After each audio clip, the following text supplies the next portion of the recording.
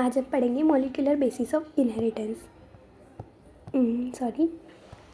आपको पता है कि डीएनए और आरएनए दो न्यूक्लियोसाइड एसिड है जो अपनी बॉडी में न्यूक्लिक एसिड है जो अपनी बॉडी में पाए जाते हैं लिविंग ऑर्गेनिज्म में, जिसमें डीएनए जेनेटिक मटेरियल के जैसे एक्ट करता है। DNA is a genetic material. ये क्वेश्चन आया था लास्ट ईयर एग्ज़ाम में, पर थोड़ा घुमा के आया था। और आरएनए जो है वो भी जेनेटिक मटेरियल के लिए कई वायरसेस के लिए यूज़ होता है। ये चीज़ याद रखना, कई वायरसेस के लिए जेनेटिक मटेरियल के जैसे एक्ट करता है और इसका काम मैसेंजर का है और इसके बहुत से अलग से रोल्स हैं। अब देखते हैं अपन क्या पढ़ रहे हैं। अब अपन पढ़ते हैं इधर आ जाइए। इस चैप्टर में अपन पढ़ेंगे structure of DNA, application, making of RNA and DNA, genetic code, determining of sequence of amino acid and protein synthesis and elementary basis. ठीक है, अब आते हैं डीएनए पे। डीएनए क्या है? DNA is a long polymerase of deoxy ribonucleic acid.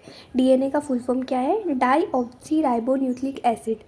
DNA की जो लेंथ है ना, उसको न्यूक्लियोटाइड से डिफाइन करते हैं। न्यूक्लियोटाइड कितने न्यूक्लियोटाइड से उतने उसमें डीएनए रहते हैं, बेस पेयर के ऊपर डिपेंडेंट रहते हैं। जैसे कि बैक्टीरियोफेज में 5386 न्यूक्लियोटाइड है, बैक्टीरियोफेज लैम्डा में 48502 बेस पेयर है, इकोलाई में 46.106 बेस पेयर है, 4.610 बेस पेयर है, इसमें 3.39 10⁹ बेस पेयर है। ये जो है ना, ये डेटा इसको याद रखना, इसमें से क्वेश्चन आ सकते हैं। ओके, अपन आगे बढ़ते हैं। Structure of polynucleotide chain. क्या है स्ट्रक्चर ऑफ पॉलीन्यूक्लियोटाइड चेन? सबसे पहले देखते हैं पॉलीन्यूक्लियोटाइड चेन। सबसे पहले देखते हैं न्यूक्लियोटाइड जो रहते हैं वो 3 कंपोनेंट में रहते हैं। एक तो होता है नाइट्रोजनस बेस, एक होता है पेंटोस शुगर, और होता है एक फॉस्फेट ग्रुप। जो पेंटोस शुगर रहता है वो राइबोज रहता है आरएनए में, और डाईऑक्सी राइबोज होता है डीएनए में। जैसे अपन बोलते हैं आरएनए का फुल फॉर्म राइबोन्यूक्लिक एसिड और डीएनए का डाईऑक्सी राइबोन्यूक्लिक एसिड। इसको क्लियर कर लेते हैं। अपन अब आगे बढ़ते हैं। नाइट्रोजनस बेसिस 2 टाइप के होते हैं, एक होते हैं प्यूरिन्स और एक होते हैं पिरामिडिन्स। प्यूरिन्स में आते हैं adenine and guanine, and pyrimidines में आते हैं साइटोसिन, यूरेसिन एंड थायमिन। ठीक है, AGCUT। प्यूरिन्स जो रहेंगे वो बिल्कुल सेम रहेंगे, वो आरएनए और डीएनए दोनों में पाए जाएंगे। पिरामिड्स ऐसा नहीं होता है, आरएनए और डीएनए के लिए अलग अलग रहता है। ठीक है, अब अपन देखते हैं साइटोसिन देखा मैंने बोला था, साइटोसिन दोनों में रहेगा, आरएनए और डीएनए में। थाइमिन जो रहेगा वो डीएनए में रहेगा और यूरेसिन जो रहेगा वो आरएनए में रहेगा। मतलब कि जैसे आपका ये डीएनए है, ये आरएनए है, तो मैं इसको शॉर्ट फॉर्म में लिखती हूँ। एडेनिन को AG, ग्वानिन को G, साइटोसिन को C और यूरेसिन को T। तो दोनों में AG रहेगा, दोनों में साइटोसिन भी रहेगा और दोनों में यूरेसिन और थाइमिन रहेगा। थाइमिन जो रहेगा वो डीएनए में रहेगा और यूरेसिन जो रहेगा वो आरएनए में रहेगा। बस वही लिखा है उसमें, ये चीज़ ध्यान रखना। अब देखते हैं नाइट्रोजनस बेसेस जो हैं वो OH के साथ 1 पेंटोस शुगर से लिंक रहते हैं, न्यूक्लियोसाइडिक लिंकेज से न्यूक्लियोसाइड बनाते हैं। जो मैंने क्या बोला, जो न्यूक्लियोसाइडिक बेस है, नाइट्रोजनस बेस है। नाइट्रोजनस बेस अपने क्या क्या होगा, प्यूरिन्स एंड पिरामिडिन्स, AGTC। ठीक है, ये रहेंगे। अगर ये पेंटोस शुगर से कनेक्टेड रहेंगे तो ये न्यूक्लियोसाइड बनाएंगे। क्या बनाएंगे? न्यूक्लियोसाइड। जैसे कि एडोसिन और डाईऑक्सीराइबोनीस, एडोनिसिन और डाइजाइडोजिन, ग्वानिन और डाईग्वानिजाइन, ये सारे न्यूक्लियोसाइड बनाएंगे अगर इसमें अपन OH ग्रुप में पेंटोस शुगर ऐड कर देंगे। ठीक है, और जैसे कि अपना डिओसाइटोसिन का यूरेडिन हो गया और यूरेडिन का हो जाएगा डिओथाइमिन, डीएनए आरएनए के लिए यूरेसिन और थाइमिन का चेंजेस करेंगे, ठीक है, अपन ने अभी बात करी। When the phosphate group is linked with OH5 of a nucleoside then the phosphoester linkage. अब क्या बोला इन्होंने बोला कि अगर 5 कार्बन पे OH ग्रुप रहा तो ये क्या बनेगा, 5 कार्बन पे OH ग्रुप रहा तो ये बनाएगा अपना फॉस्फोडाइएस्टर लिंकेज। यहाँ से लिंकेज जो बनेगी वो फॉस्फोडाइएस्टर लिंकेज बनेगी। इस लिंकेज को जो कनेक्ट कर रही है ना, मतलब जो कनेक्शन है उसको फॉस्फोडाइएस्टर लिंकेज बोलेंगे। अब देखते हैं, 2 nucleotide are linked through 3 to 5 phosphodiester linkage. अब जो 2 न्यूक्लियोटाइड है, मतलब ये 3 to 5, ये फॉस्फोडाइएस्टर लिंकेज से कनेक्टेड रहेंगे टू फॉर्म डाइन्यूक्लियोटाइड, कनेक्टेड हो जाएंगे और डाइन्यूक्लियोटाइड बना देंगे, ठीक है। बस इसमें इतना ही है। अब देखते हैं phosphate motility at 5 end of sugar. Sugar के 5th एंड पे जो पॉलीन्यूक्लियोटाइड चेंज है वही शुगर के 3rd एंड पे भी होगी, ठीक है, और 3rd एंड पॉलीन्यूक्लियोटाइड चेन बनाएगा। यही बस ये लिखा है यहाँ पे, ये पॉइंट्स इंपॉर्टेंट है, इसको देख लेना। The backbone of polynucleotide chain is form due to the sugar and phosphate.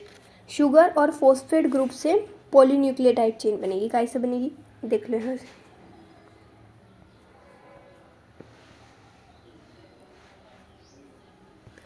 अब देखते हैं nitrogenous base with link with sugar से लिंक हो गए नाइट्रोजनस बेस्ड।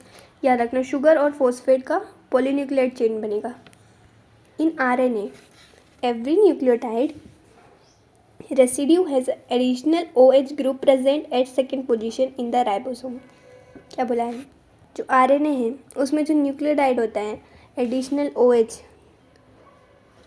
वो सेकेंड पोजीशन पे प्रेजेंट होता है, मतलब सेकेंड प्राइम पोजीशन पे प्रेजेंट रहता है। बस वही लिखा है, ये लिंकेज है। अब आते हैं, DNA as an acidic substance present in a nucleus was first discovered, identified by, ये देख लो, फर्स्ट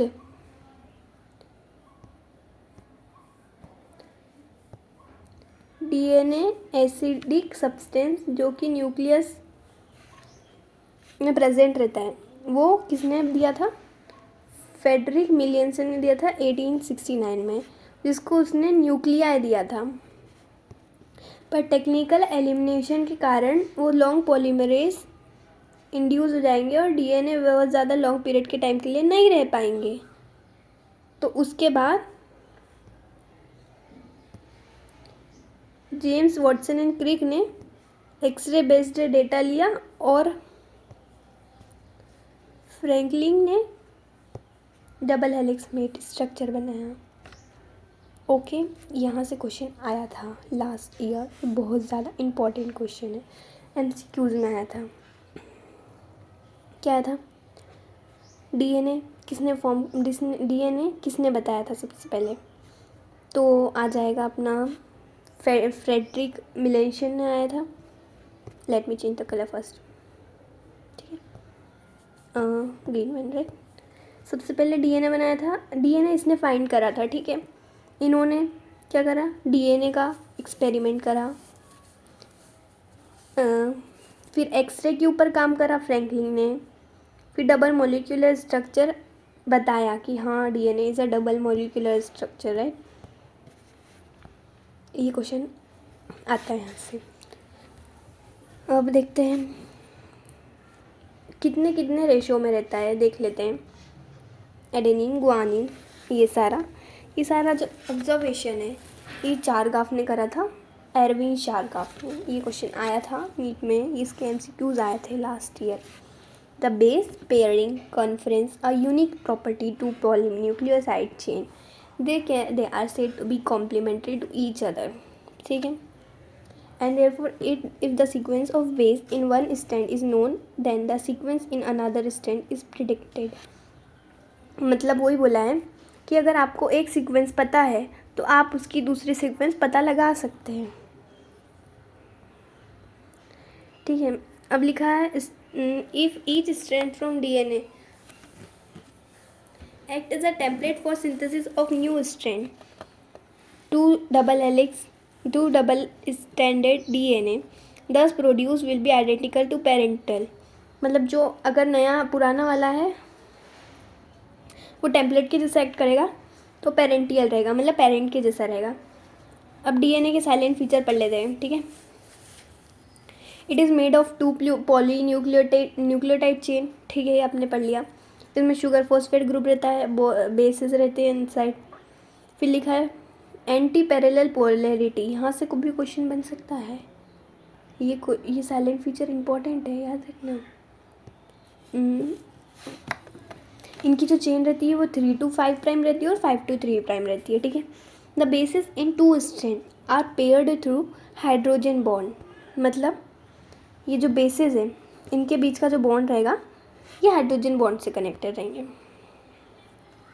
वही लिखा है इसमें. और बेस फेयर बनाएंगे. बेस फेयर अपन ने पता है, ये अपना एक बेस फेयर होगा.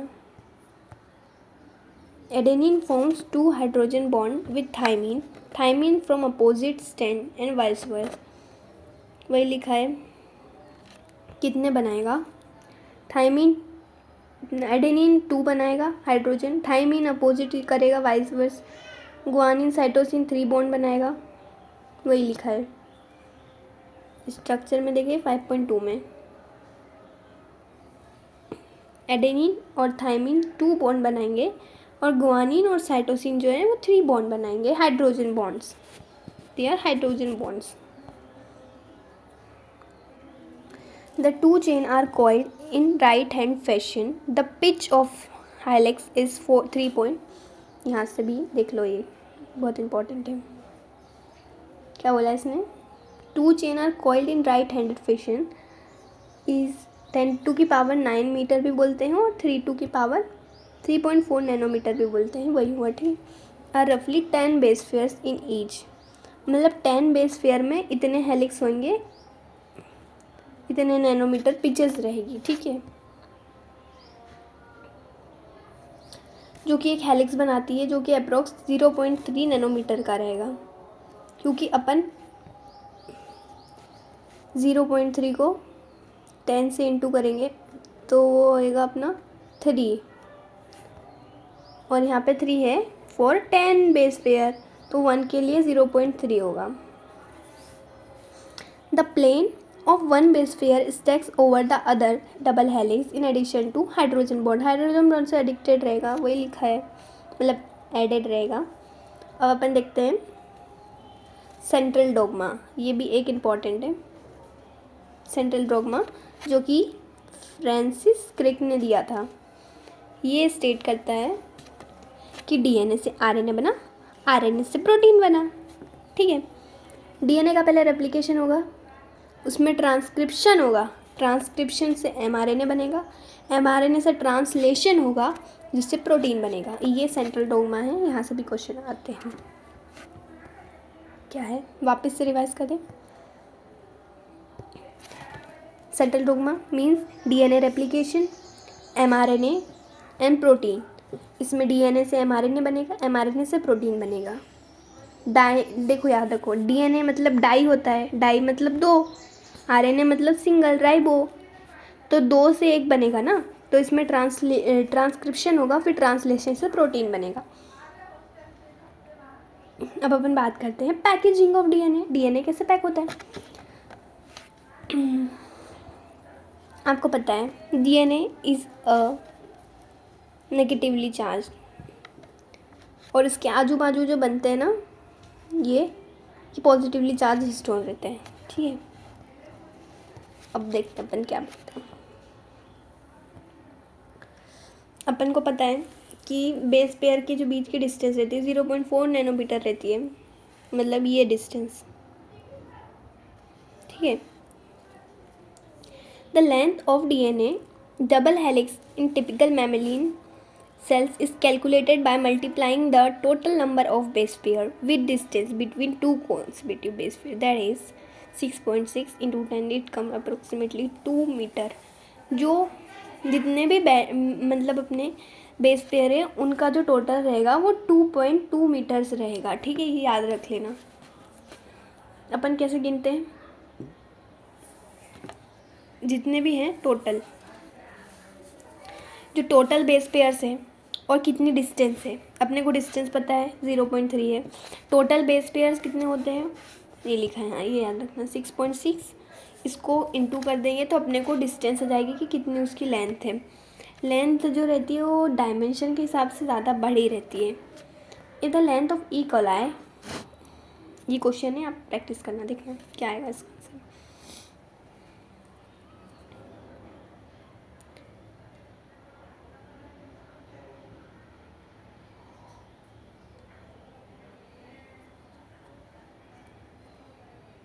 देखो क्या बोला है इस क्वेश्चन में, पढ़ते हैं। If the length of E coli DNA is 1.36 millimetre, can you calculate the number of base pair in coli. मतलब अपने को इसकी लेंथ दी हुई है, मतलब अपने को ये 3.2 दिया हुआ है। अपने को बेस पेयर पता है कितने होते हैं, तो अपने को ये निकालना है। वो सिंपल है, फॉर्म इसको डालेंगे इसी फॉर्मूले में और इसको निकाल लेंगे। इन prokaryotes such as E coli they do not define nucleus. E coli है उसमें जिसमें न्यूक्लियस नहीं रहता है, तो उसमें DNA नहीं दिखता सेल में, तो DNA नेगेटिवली चार्ज हो जाता है। प्रोटीन जो रहते हैं वो पॉजिटिवली चार्ज रहते हैं, जो न्यूक्लियोटाइड बनाते हैं। और जो DNA न्यूक्लियोटाइड है वो लार्ज नंबर ऑफ प्रोटीन बनाता है, और उस प्रोटीन को जो पॉजिटिवली चार्ज रहता है उसको हिस्टोन बोलते हैं। मैंने बताया था आपको, ये अपना DNA है जो कि नेगेटिवली चार्ज है, और ये हिस्टोन है जो आपका पॉजिटिवली चार्ज है, जो कि DNA के अराउंड ऐसे घूमता रहता है। ठीक है, अब अपन आगे बढ़ते हैं। A protein acquires the change depends upon the abundance of amino acid, reducing the change. Histones are rich in basic. Histones जो रहते हैं वो बेसिक अमीनो एसिड्स रहते हैं, जिसमें कि अपने आते हैं लाइसिन एंड एग्रेनिन। ये वाला भी इंपॉर्टेंट है, देख लेना इसको एक बार रिवाइज कर लेना। जो अपने अमीनो एसिड्स हैं वो पॉजिटिवली चार्ज रहते हैं, आपको पता है। हिस्टोन्स ऐसे ऑर्गेनाइज रहते हैं कि 8 मॉलिक्यूल्स जो रहेंगे वो ऑक्टामर बनाएंगे, मतलब यहाँ पे 8 हिस्टोन रहेंगे, उसको अपन 8 मतलब हिस्टोन ऑक्टामर बोलेंगे। ठीक है, नेगेटिवली चार्ज रहेगा अपना DNA, जिसके आसपास हिस्टोन ऑक्टामर रहेंगे, जिसको अपन बोलेंगे न्यूक्लियोसोम। ये पूरा स्ट्रक्चर जो है ना, जिसमें 8 मतलब 8 रहेंगे अपने हिस्टोन प्रोटीन, इसको अपन बोलेंगे न्यूक्लियोसोम।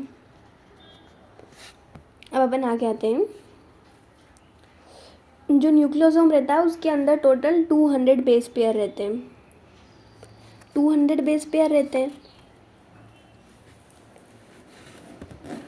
अब न्यूक्लियोसोम के अंदर जो यूनिट रहती है उसको अपन क्रोमेटिन बोलते हैं। क्या बोलते हैं? क्रोमेटिन, जो कि थ्रेड लाइट रहती है और बॉडी को स्ट्रेन करने पे दिख जाती है अपनी न्यूक्लियस में, स्ट्रेनिंग में। ठीक है, और न्यूक्लियोसोम के जो क्रोमेटिन्स रहते हैं वो बीड्स ऑन स्ट्रिंग, मतलब एक पतले धागे के ऊपर जो बीड्स लगे रहते हैं ना, हाँ ये देखो ये इमेज में दिया हुआ है, ऐसे ये क्रोमेटिन है। ठीक है, जो कि अपन इलेक्ट्रॉन माइक्रोस्कोप के अंदर देख सकते हैं। बीड्स ऑन स्ट्रिंग स्ट्रक्चर है, ये जो पूरा टॉपिक है ना ये बहुत ज़्यादा इम्पोर्टेंट है, इसको एक बार अच्छे से पढ़ लेना। क्या लिखा है? Beads on string structure in chromatin is packed to form chromatin fibres that are further coiled and condense to form metaphysic speed. जब बीड्स ऑन स्ट्रिंग मतलब ये अपनी क्रोमेटिन की जो पैक्ड हो जाती है इनको साइक्लोडीन फाइबर्स बोलते हैं, फिर ये कंडेंस होती है मेटाफेज स्टेज में, फिर सेल डिवीज़न होता है, वहाँ से क्रोमोसोम बनते हैं। ये इसके आगे की प्रोसेस ना अपनी सेल साइकिल वाली है। ठीक है, नॉन हिस्टोन क्रोमोसोमल प्रोटीन भी होते हैं जो कि लूजली पैक्ड होते हैं और स्टेन लाइट करने पे लाइट स्टेनिंग में यू क्रोमेटेड होते हैं और डेंस पैक्ड रहते हैं, उनको हेट्रोक्रोमेटिन बोलते हैं। ठीक है, यहाँ से भी क्वेश्चन आया था last year. The search of genetic material.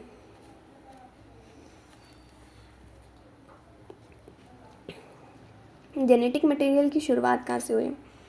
Nuclei सबसे पहले अपन ने अभी पढ़ा, किसने दिया? मिल्चर ने दिया। इनहेरिटेंस किसने दिया? मेंडल्स ने दिया। तो DNA act as a genetic material अपन ने डिस्कवर करा और प्रूव करा 1926 में। अपन ने बहुत सारे देखे हैं, जॉर्ज मेंडल के, वॉटसन के, मॉर्गन के। उन्होंने बताया क्रोमोसोम जो लोकेटेड रहते हैं वो न्यूक्लियाई में लोकेटेड रहते हैं। अब अपन ट्रांसफॉर्मिंग प्रिंसिपल देखेंगे, किसने दिया था ये?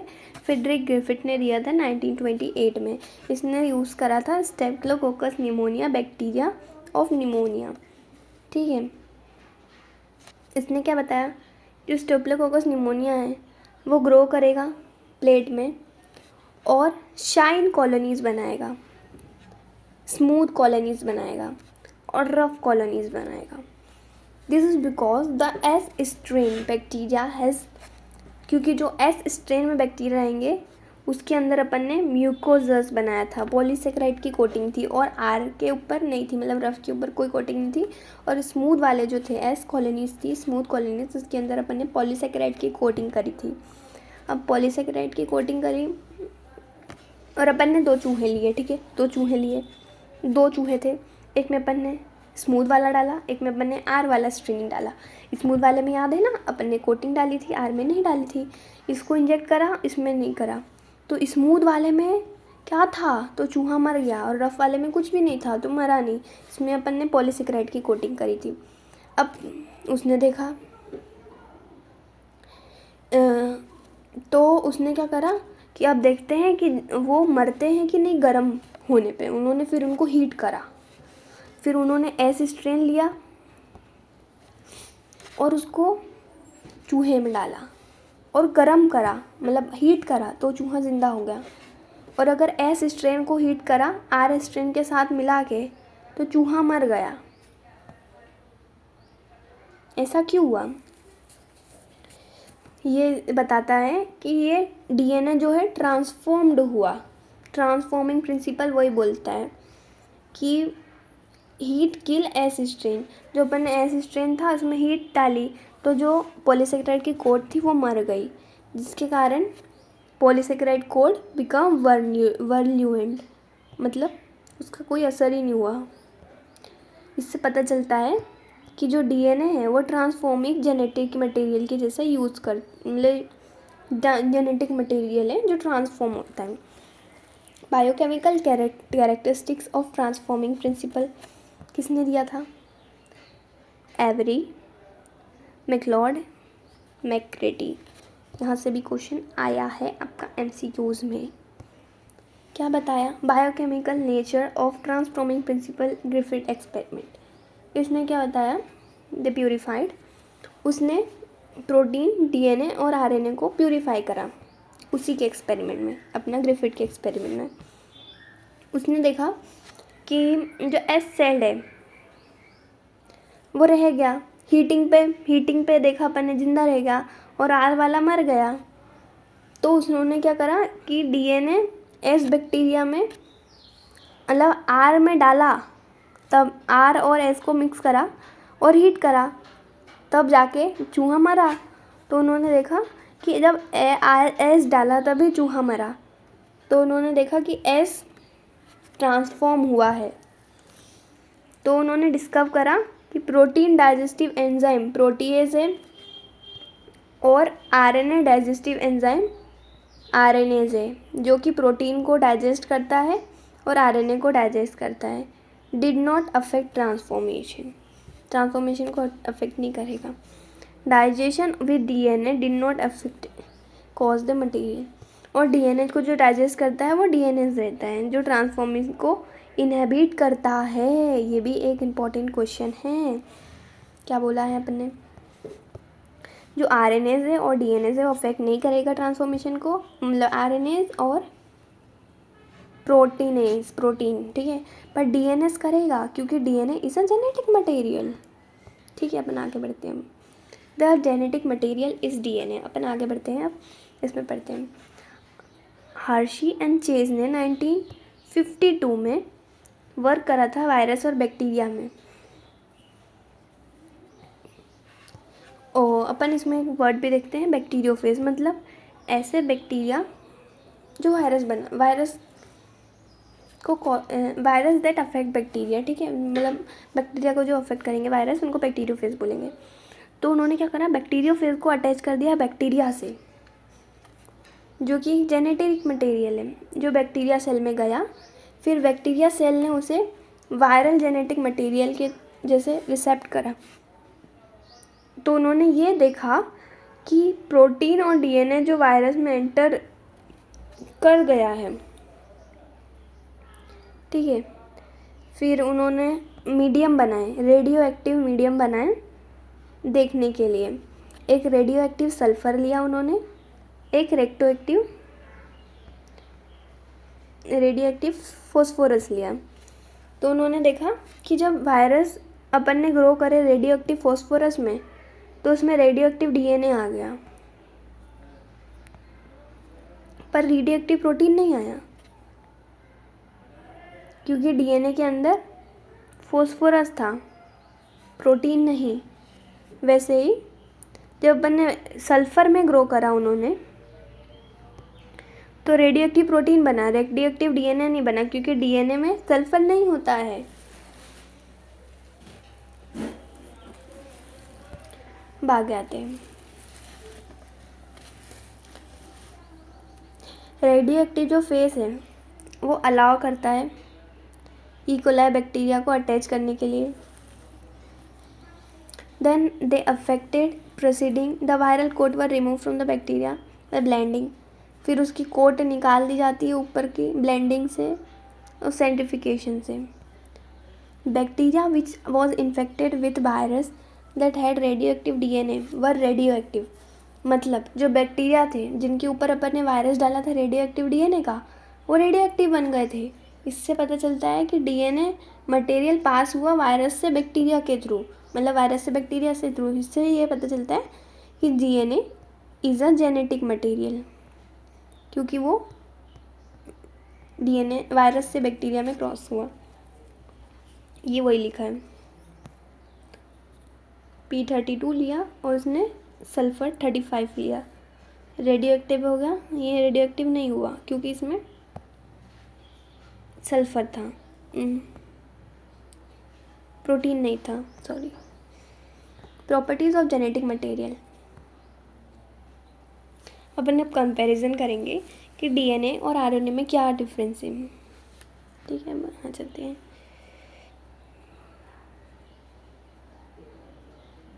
हाँ देखो, RNA is a genetic material. कैसे?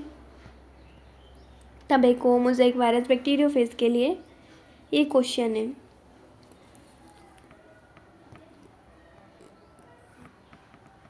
इसमें जेनेटिक मटेरियल तो डीएनए रहेगा, पर आरएनए परफॉर्म करेगा बहुत सारे फंक्शंस, जैसे कि मैसेंजर के लिए, केमिकल प्रोसेस के लिए, ट्यू न्यूक्लिक एसिड के अंदर।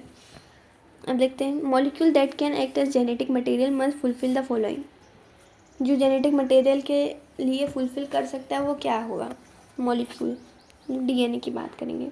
रेप्लिकेशन करेगा, मतलब मल्टीप्लाई करेगा। स्टेबल रहेगा केमिकल प्रोसेस में, स्ट्रक्चरली, मतलब उसमें कोई चेंजेस नहीं आने चाहिए, जैसा है वैसी वो वैसे के वैसे ट्रांसफ़र हो, ठीक है। It should provide the scope of for slow changes, मतलब उसमें इवोल्यूशन भी हो पर धीरे धीरे हो। It should be express itself as Mendelian character हो उसमें। ये अगर चारों रहेंगे तो वो एक जेनेटिक मटेरियल है। यहाँ से भी क्वेश्चन आ जाएगा। If one examiners each requires one by one because of rule of base pair and complementary, both the nucleic acid have ability to direct their duplication। ये बता रहा है कि डीएनए और आरएनए दोनों डुप्लीकेशन कर रहे हैं, ठीक है। The genetic material should be stable enough not to change with the different stages of life cycle। Genetic material stable होना चाहिए, चेंजेस नहीं होना चाहिए किसी भी फिजियोलॉजी में, ताकि जेनेटिक मटेरियल की स्टेबिलिटी बनी रहे।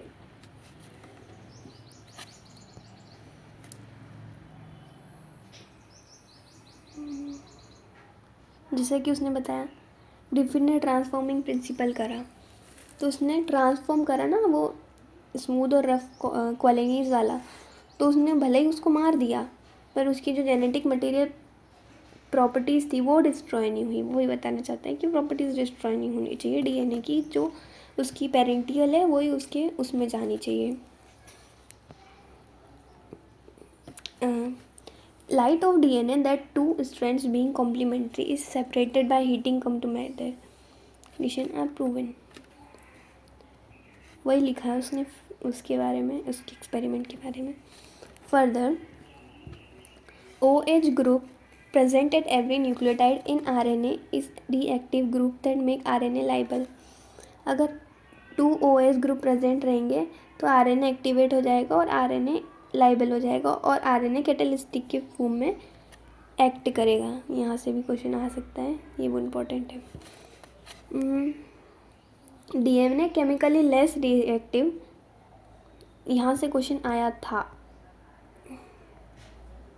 क्या क्वेश्चन आया था कि DNA केमिकली लेस रिएक्टिव है पर बहुत ज़्यादा स्टेबल है compare to RNA, therefore among 2 nucleotide DNA is much.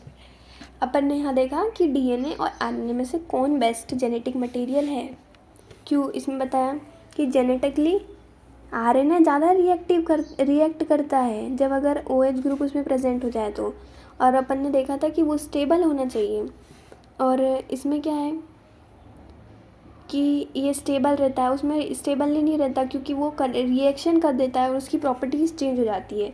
DNA ज़्यादा स्टेबल है, इसलिए DNA ज़्यादा बेटर जेनेटिक मटेरियल है। ठीक है, ये क्वेश्चन आपका एग्जाम्पल्स में भी है ना। In fact the presence of thymine the place of uracil also confers additional stability at DNA। आप देख लो, इसमें लिखा है कि थायमीन DNA में रहता है, RNA में यूरेसिल रहता है, तो थायमीन की प्रेजेंस के कारण भी DNA ज़्यादा स्टेबल बन जाता है। अब देखते हैं, DNA and RNA able to mutate, दोनों म्यूटेट कर सकते हैं।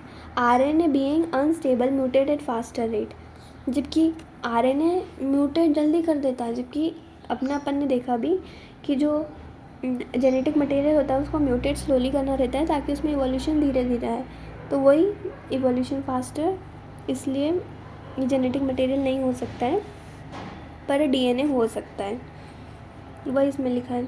अब लिखा है नीचे, protein has easily expressed character however depend on RNA synthesis, the protein synthesis mechanism has evolved around the RNA discuss on identification of both RNA and DNA solution.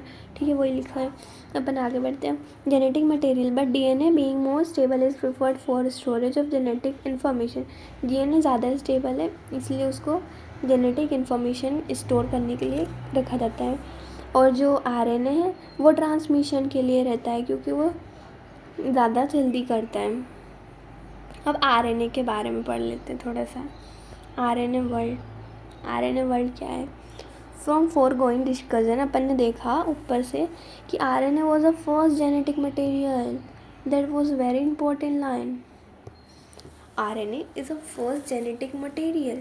This is now enough evidence to suggest that essential life। हाँ देखो, अपन ने क्या पढ़ा कि RNA genetic material first है, लेकिन जो most stable रहेगा वो DNA रहेगा क्योंकि उसके बहुत सारी कंडीशंस है, क्योंकि वो रिएक्ट नहीं करता इजीली, म्यूटेट नहीं करेगा जल्दी।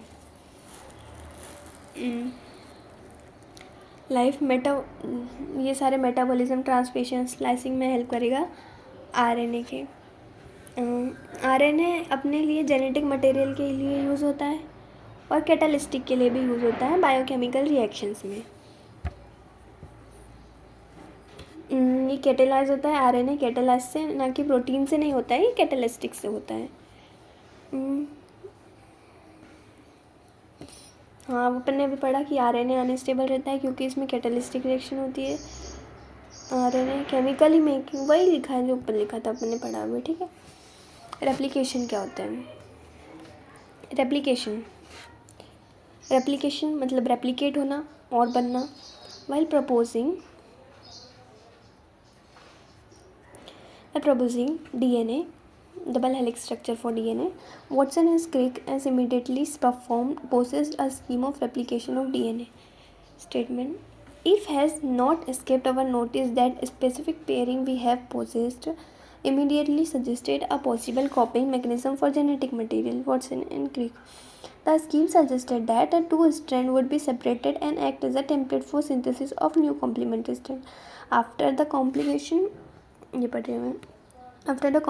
of replication, each DNA molecule would have one parental and new synthesis strand as a semi-conservative DNA. ये सेमी कंजर्वेटिव डीएनए रेप्लिकेशन है. इसमें क्या लिखा है कि अगर आपके पास दो स्ट्रैंड है, इसमें से आपने एक अलग कर लिया तो उसके दो बन जाएंगे और एक पेरेंटियल वाला रहेगा.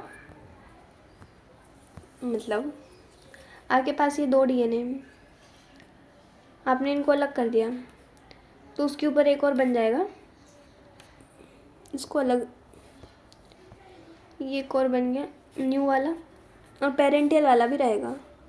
यही जो है ये आपका है सेमी कंजर्वेटिव. अब इन्होंने एक्सपेरिमेंटल प्रूफ दिया था इसका.